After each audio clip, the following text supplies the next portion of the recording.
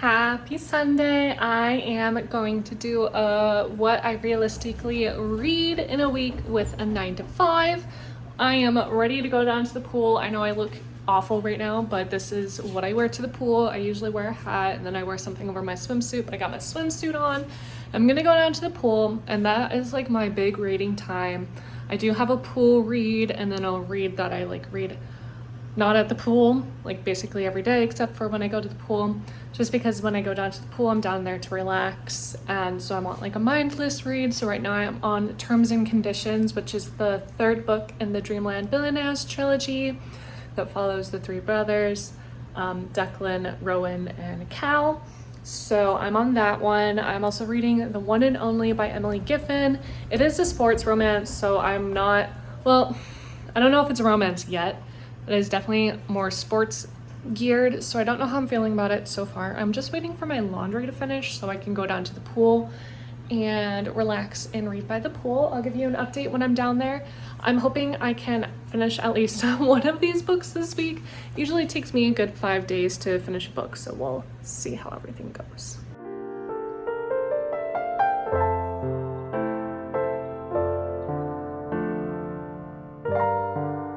Hello everyone, a little update. It is now so much later. I did go down to the pool, but I had to watch back the clip. I did state the wrong book I'm reading. I'm reading The Final Offer, not Terms and Conditions. I already finished that. I didn't read as much as I wanted to. Some people, it wasn't a guest weekend, but some people brought guests, and I don't know how they got away with it, but they were like sitting literally right next to my chair, even though there was like a ton of open spaces that were like not right next to my chair. Whatever. I'm like in a bad mood today, so I'm gonna like rant about it. But anyway, they were sitting next to my chair and they were talking loudly and drinking, so I couldn't read as much as I wanted to down at the pool. But now I am on page 194, so I'm about 34% of the way through. I don't know if I'm gonna make this a spoiler or not, but honestly, like I don't know if you know what, I'm just gonna say spoiler alerts, because like I don't know what I'm gonna talk about. But honestly, like I do not like, I get like the small town vibe of everyone hating against Cal, but the problem is like it's going too far, and I just don't feel like it would go that far.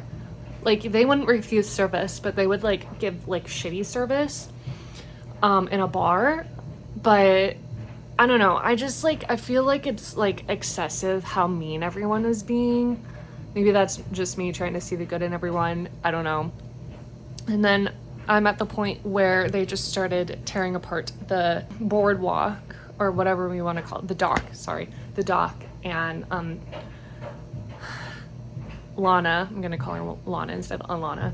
Lana got mad that they had took out all the pieces without telling her, because she wanted to get a specific plank of wood from there. So that's where I'm at. Out of the 3 that I've read, I kind of just like, I like the fine print the most so far. Or yeah, the fine print. Sorry, it's like hard to keep track. The fine print the most, and then Terms and Conditions, and then this one. I guess we'll see the farther I get into it, but the fine print is probably going to be number 1, and then determining between Terms and Conditions and The Final Offer being number 2 or number 3. But I am also reading in between commercial breaks on my Hulu while I'm watching The Handmaid's Tale. So, but yeah, that's where I'm at. I'm probably gonna shut down for the night, get ready for bed. And when I get ready for bed, I don't read this. So this is like the last I'll be reading this until Saturday when I go down to the pool again. I'm gonna finish this chapter though. And then before bed, I'll be reading The One and Only. So we'll see how that goes. I haven't been liking it so far, but we'll see the further I get into it, because I know I'm almost 100 pages in, so we'll see how much further I get into it, if I like it better or not. We'll see.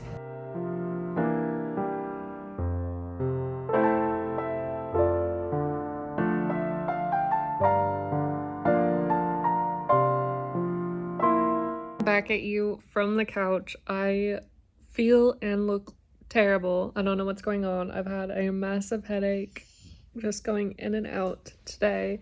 So I didn't really read at lunch. I just kind of spaced off and I got a Sprite.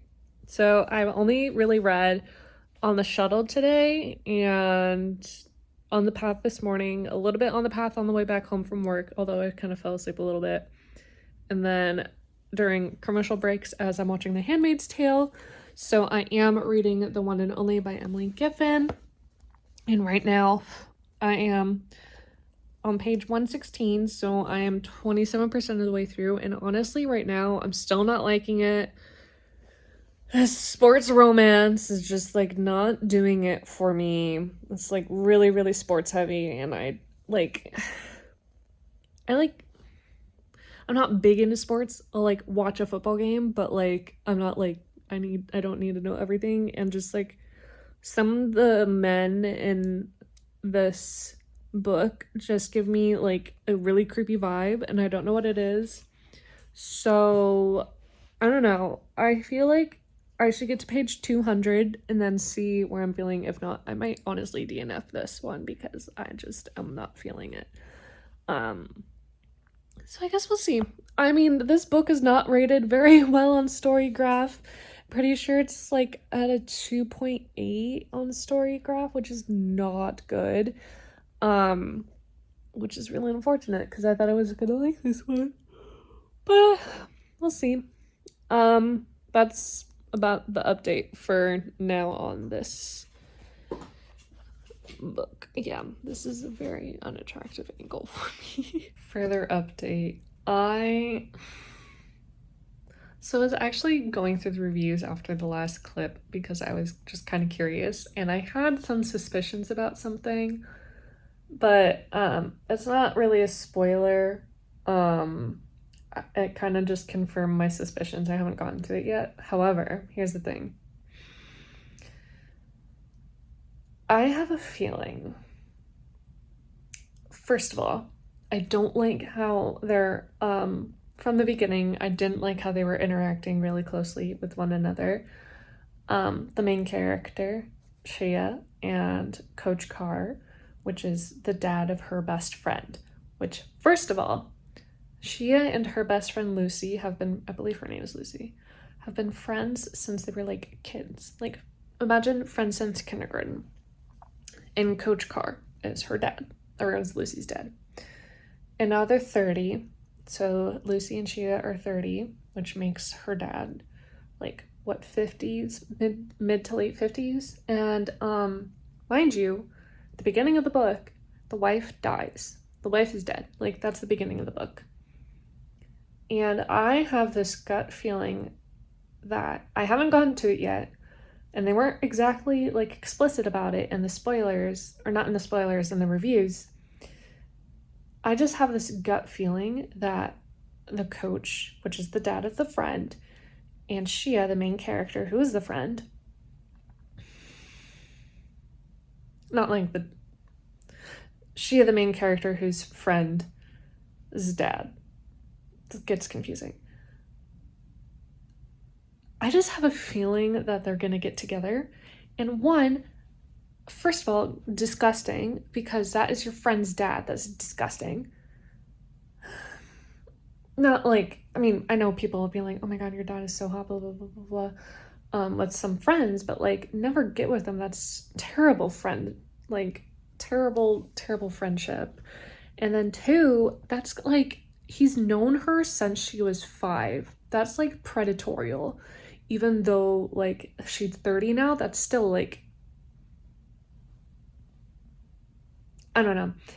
But all I'm saying is if it does end up getting to the point where there is a physical or emotional, like, relationship, dating connection between the coach and Shia, I'm gonna DNF the book because I don't think I can read something like that. That is just, like,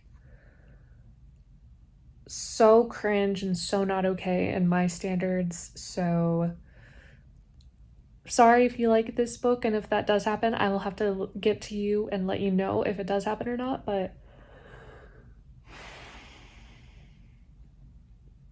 right now she's on good terms with another guy. So I'm hoping that continues, although I have my doubts. I'm just hoping that this small thing in the back of my head about her and the coach is not going to happen, and that is just like a feeling that I have. The vibe I'm getting is just off. That's what I'm hoping for, but I'm going to read a physical book now because I like reading a physical book in bed, so that way I'm not staring at a screen. Yeah, I'm ready for bed, if we can tell. I'm ready for bed. Okay, like, I don't know if you can see, like, this section. First of all, I do not like the fact that he keeps calling her girl. Like, he always says, hey, girl. And then, like, this part, like, my heart's skipping a beat. And he can I don't know. It's just really giving off, like, they like each other in a romantic way vibe. And I'm not liking it. So, we'll see. Also, please ignore my nails. I know they're really bad. I'm gonna get them done on Wednesday.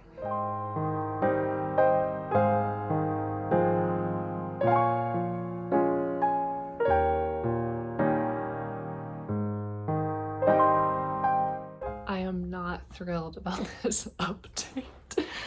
I really haven't talked to the camera much. I was just honestly reading the one and only the last couple days, and I was reading on my Kindle, so I need to find the spot in my book where I actually left off, so give me a second here. So I was really trying to also, hold on, Radar's here, so if my hand looks like it's moving, it's because I'm petting him.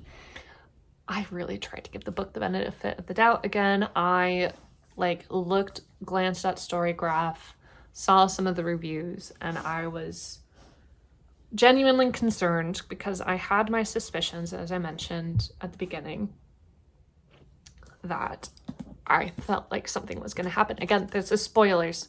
Felt like something was going to happen.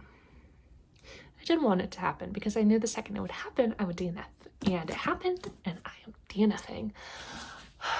So I was reading yesterday, I read today. It still hadn't happened, although at one point, main character Shia definitely realized she did have feelings for the coach. I was like, okay, this could still be one-sided, although I could tell it's not, but neither of them had acted on their feelings.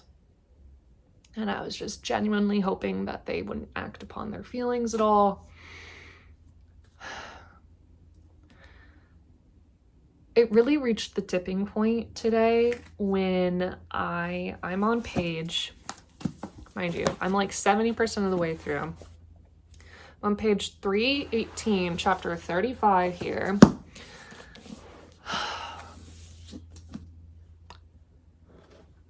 Again, just think about this. The main character, Shia, has been friends with Lucy, her best friend, since they were babies. That means her dad has known her since she was a literal baby. They're 35 now, Lucy and Shia. They're in their 30s. And the wife of Lucy's dad just died. So Lucy's mom just died in February. I think that's the timeline. It is now like football season, end of football season. Goodbye, Radar. I think November, because they just had their last, it's Thanksgiving, because Thanksgiving just happened. So it's November now. So it's been 9 months. He's back with a bone. Let me show you. Back with a bone. Anyway, it's been 9 months since the wife died. And in that time, they have flirted with each other nonstop. It was more subtle in the first few months, but it's been, okay, baby, you cannot chew that while I'm talking on the camera. I'm so sorry. It's gotten more intense flirting as the months went by. When Shia realized, I'm also hoping I'm saying her name right, that she had feelings, I was really hoping it was one-sided, but then the flirting got really intense. And it felt, and definitely you could tell it was going to be two-sided. It hit the tipping point today. I was sitting down, first of all, I love sitting at the bar and drinking my drink and reading, because that's been my thing lately. I like it. I was reading. I was really getting into it. And I think it was funny because they were like, dang, what are you reading? Because you're like so intense and you're looking at it and you're like really reacting to your story. They mostly acted upon their feelings. First of all, the first thing that tipped me off, or pissed me off, honestly, was her dad was like, yeah, go for it. If you're in love, you're in love. Excuse me, what? Like, honestly, I relate it to familial incest because they're basically like family, and you're like trying to like have like be in a relationship with your friend's dad. That's so weird. And then it got weird because the guy she was also in a relationship. Well, first of all, she was in a relationship, a different relationship with Ryan, and she wasn't fully in the relationship. I feel like she was honestly taking advantage of him without knowing it. And then she truly was taking advantage of it after she realized her feelings for Coach, which is the friend's dad. And she like truly recognized those feelings, but still like pretended like they weren't there and that she was really like trying to be in a relationship with Ryan. But it hit the tipping point because then Ryan was a complete asshole and he like abused her and yelled at her and like hurt her. And then it's when Ryan was like really actually hurting her when Coach came in and was like a superhero. And that's when they acted upon their feelings. And honestly, like just like in general, what? Like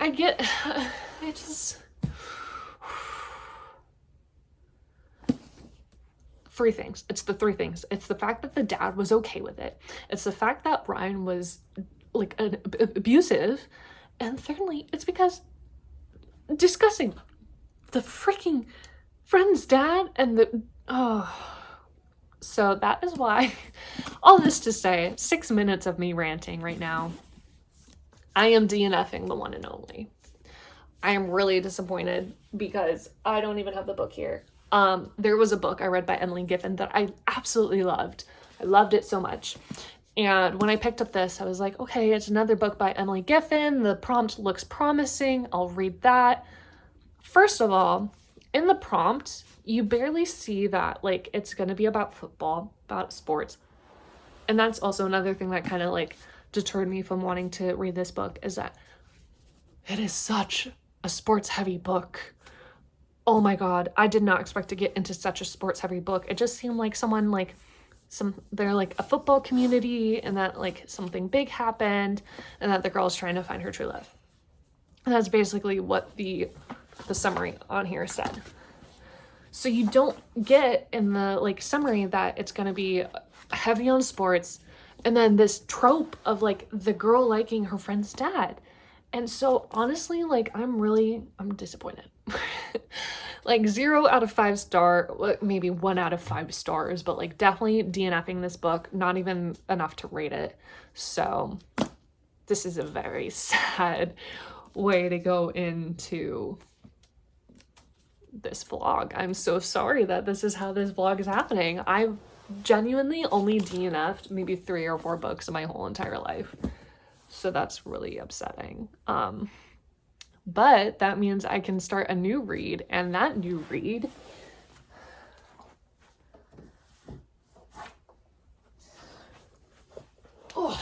is going to be Fever 1793 by Laurie Halse Anderson. And it is about a 14-year-old Maddie Cook who is sick of listening to her mother. She has her own plans and wants to turn the business that her family owns into the finest business. And then, of course, fever strikes the city that they live in and threatening everyone and everything she holds dear. So then once tragedy, I'm assuming the fever, strikes the business, she's trapped living a nightmare. So I guess we will see if I actually like this book. Oh, it's big print. I definitely think it's YA, so it's going to go by very fast. So hopefully I'll finish this in this video and get to start another book, because I am so sorry that this vlog is going how it is, but oh my God, so bad.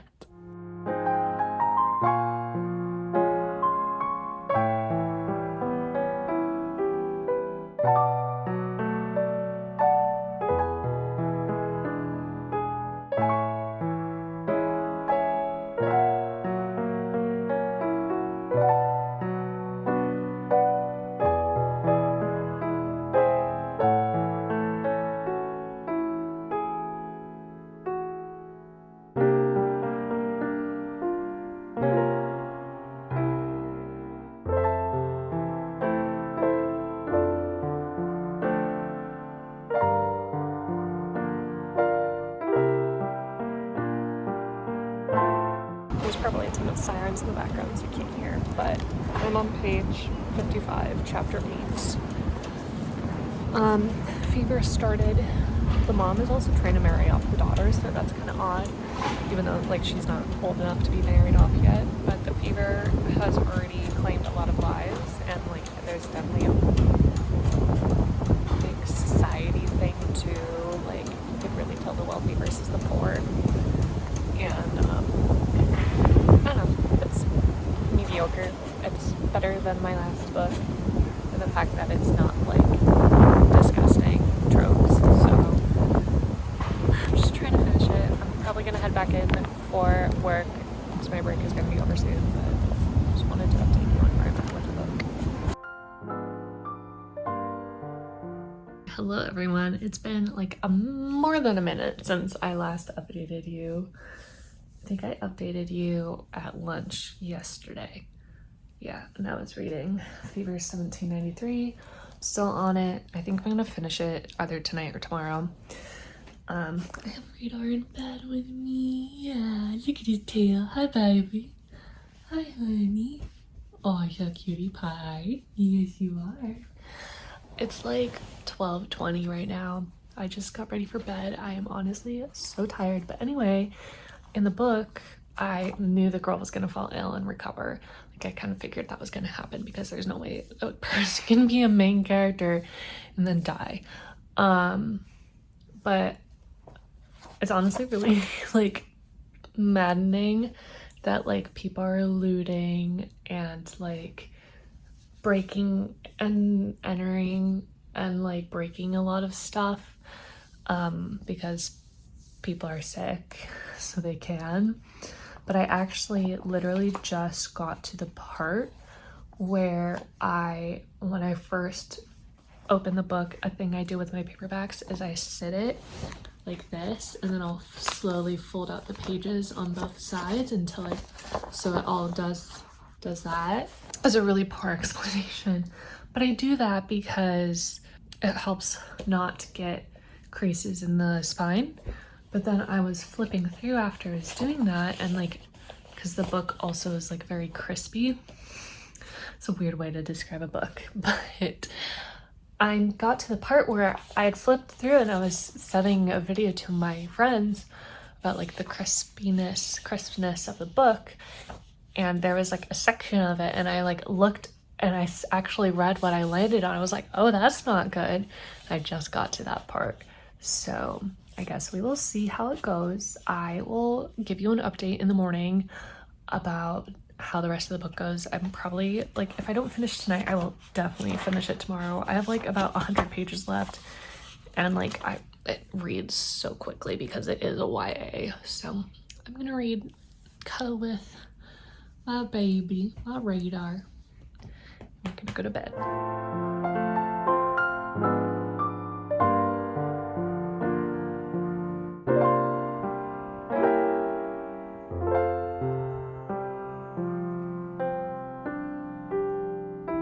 Hi, Radar.